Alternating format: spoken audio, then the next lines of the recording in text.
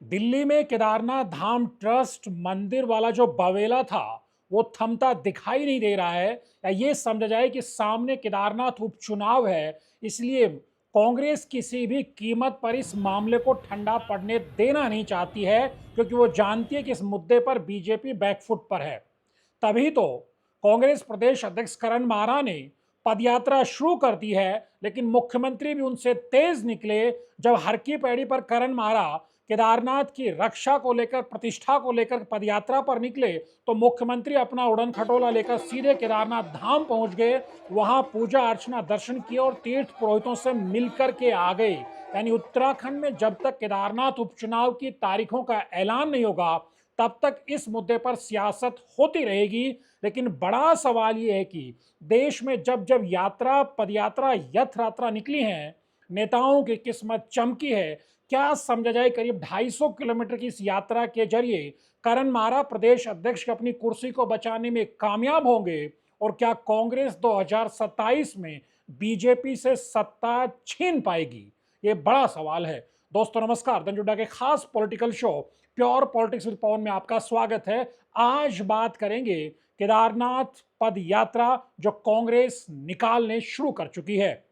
जिस अंदाज में देश में यात्राएं निकलती रही हैं, खास तौर पर पद यात्राएं निकलती रही हैं, रथ यात्राएं निकलती रही हैं, इनके बड़े राजनीतिक निहितार्थ रहे हैं और इनके बड़े राजनीतिक संदेश भी गए हैं। फिर भले ही 24 तारीख को हर की पैड़ी से केदारनाथ प्रतिष्ठा रक्षा यात्रा यानी पद यात्रा शुरू करने से पहले भले करण मारा ने कहा हो कि इसके कोई राजनीतिक मायने नहीं है, हम केदारनाथ धाम की प्रतिष्ठा है उनकी रक्षा करने के लिए यात्रा निकाल रहे हैं, ताकि बीजेपी जो सत्ताधारी दल है उसको सद्बुद्धि आए और जो दिल्ली में केदारनाथ मंदिर धाम बनाने का जो बवेला खड़ा हुआ था उसको लेकर के सरकार माफी मांगे। लेकिन आप समझ सकते हैं कि पूरी तरह से राजनीतिक यात्रा है, क्योंकि केदारनाथ में उपचुनाव होना है और जिस अंदाज में कांग्रेस ने बीजेपी से बद्रीनाथ और मंगलौर के उपचुनाव की लड़ाई जीत ली है, उसके हौसले बुलंद हैं और वो किसी कीमत पर इस मौके से नहीं चूकना चाहती। आखिर 2014 से लगातार कांग्रेस जानती है कि 3 लोकसभा चुनाव और 2 विधानसभा चुनाव में उसे बीजेपी के हाथों करारी शिकस्त मिली है। इस लिहाज से अब वो पलटवार करना चाहती है और बद्रीनाथ मंगलौर ने कांग्रेस को यह मौका भी दिया है। लेकिन क्या जिस अंदाज में करण मारा यात्रा निकाल रहे हैं, ये जो पदयात्रा निकाल रहे हैं, करीब 250 किलोमीटर से ज्यादा की ये पदयात्रा रहने वाली है। 24 जुलाई से लेकर 4 अगस्त के बीच चलने वाली यात्रा, यानी कि 10 से 12 दिन, 13 दिन इस यात्रा में लगेंगे। और इस पदयात्रा के जरिए करण मारा कई राजनीतिक तीर अपने साधना चाहते हैं, यानी कि उनके कई पॉलिटिकल मकसद हैं।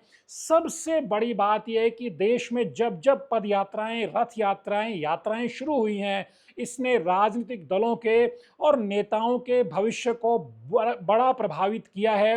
हाल की राहुल गांधी की 2-2 भारत जोड़ो यात्रा हमने देखी है, किस अंदाज में कांग्रेस को, जिसे लोकसभा चुनाव से पहले खत्म माना जा रहा था, खुद प्रधानमंत्री नरेंद्र मोदी बार बार कह रहे थे कि कांग्रेस मुक्त भारत बनाना है, लेकिन 99 का आंकड़ा छू करके कांग्रेस ने मैसेज दिया, खास तौर पर राहुल गांधी ने मैसेज दिया कि वो देश के नब्ज पर हाथ रखना सीख गए हैं। और 2-2 भारत जोड़ो यात्राओं के जरिए उसने देश के मिजाज के साथ पॉलिटिकली कांग्रेस का मिजाज मिलाने की कोशिश की है। यही वजह है कि कांग्रेस 52 से 99 पर पहुंची है। लेकिन भारत में यात्राओं, पदयात्राओं, यथ यात्राओं का इतिहास बहुत पुराना है और हिंदुस्तान में महात्मा गांधी को जो पदयात्रा का आर्किटेक्ट माना जाता है, 1930 में महात्मा गांधी ने दांडी मार्च, फेमस दांडी मार्च निकाली थी, वो नमक सत्याग्रह किया था, जिसके बाद ही जो भारत का स्वाधीनता आंदोलन था उसमें बहुत तेजी आई थी। और जिस अंदाज में आजाद भारत में भी हमने देखा कि कई नेताओं ने राजनीतिक यात्राएं निकाली हैं। आप जानते हैं कि चंद्रशेखर ने 1983 में कन्याकुमारी से लेकर दिल्ली तक की करीब 4260 किलोमीटर की पदयात्रा निकाली, जिसके 7 साल बाद वो प्रधानमंत्री बन जाते हैं। उससे पहले भी 1977 में इमरजेंसी हटाने के बाद जब सत्ता से बेदखल हो गई थी इंदिरा गांधी, तो वो भी बिहार के बेलछे जाती हैं। इस तरह से हम देखते हैं 1984 में जब राजीव गांधी प्रचंड बहुमत के साथ सत्ता में आए थे, वो रेल यात्रा पर निकलते हैं। ये बताता है कि हिंदुस्तान में यात्राओं, पद यात्राओं, यथ यात्राओं का बहुत बड़ा इतिहास है, बहुत पुराना और पॉलिटिकली बहुत कामयाब सक्सेस देने वाला इतिहास। हम जानते हैं कि बीजेपी आज जहां पहुंची है उसमें आडवाणी की सोमनाथ से अयोध्या के बीच की जो रथ यात्रा थी उसका बड़ा महत्व है। हालांकि उसको बिहार में लालू यादव तो मुख्यमंत्री होते थे और कानून व्यवस्था के मुद्दे पर रोका गया था, लेकिन उसने बीजेपी को पॉलिटिकली जबरदस्त डिविडेंड्स दिए थे और उसके बाद भी लगातार यात्राएं होती रही हैं। 2007 में नंदीग्राम, सिंगूर से नंदीग्राम की यात्रा ममता बनर्जी निकालती हैं और वो 2011 में पश्चिम बंगाल की सत्ता से वामपंथियों को उखाड़ फेंकती हैं और उसके बाद से लगातार वो मुख्यमंत्री हैं। पश्चिम बंगाल में वो पॉलिटिकली सबसे मजबूत हैं, इस लोकसभा चुनाव ने भी साबित किया है। उसके बाद जब हम देखते हैं एन टी रामाराव ने टीडीपी को बनाते वक्त पदयात्रा निकाली थी, रथ यात्रा निकाली थी। उसके बाद हम देखते हैं कि जगन मोहन रेड्डी के पिता वाईएसआर राजशेखर रेड्डी ने भी कांग्रेस को सत्ता में लाने के लिए पदयात्रा निकाली थी। चंद्रबाबू नायडू सत्ता में आने के लिए पदयात्रा निकालते हैं। उसके बाद जगन मोहन रेड्डी भी पदयात्रा निकालते हैं। यानी देश में पदयात्राओं का बेहद पॉलिटिकल सक्सेसफुल इतिहास रहा है। ताजा उदाहरण राहुल गांधी का। इसी नजरिए से करण माहरा की पदयात्रा को बेहद गंभीरता से लिया जा रहा है। कांग्रेस के भीतर भी यही चर्चा कि ऐसे समय में जब लोकसभा में बहुत बुरी तरह से उत्तराखंड में कांग्रेस की हार हुई है और तब ये माना जा रहा है कि अब बहुत लंबे समय तक प्रदेश अध्यक्ष की कुर्सी पर करण माहरा का काबिज रहना संभव नहीं हो पाएगा और उनके विरोधी पार्टी के भीतर हैं, क्योंकि खुद करण माहरा ने हरीश रावत, यशपाल आर्य, प्रीतम सिंह के खिलाफ यह कहते हुए मोर्चा खोल रखा है कि अगर ये तीनों दिग्गज चुनाव मैदान में रणछोड़दार साबित नहीं हुए होते तो 2024 की लोकसभा की लड़ाई में नतीजे कुछ और होते। उत्तराखंड में 3 से 4 सीटें कांग्रेस जीत सकती थी।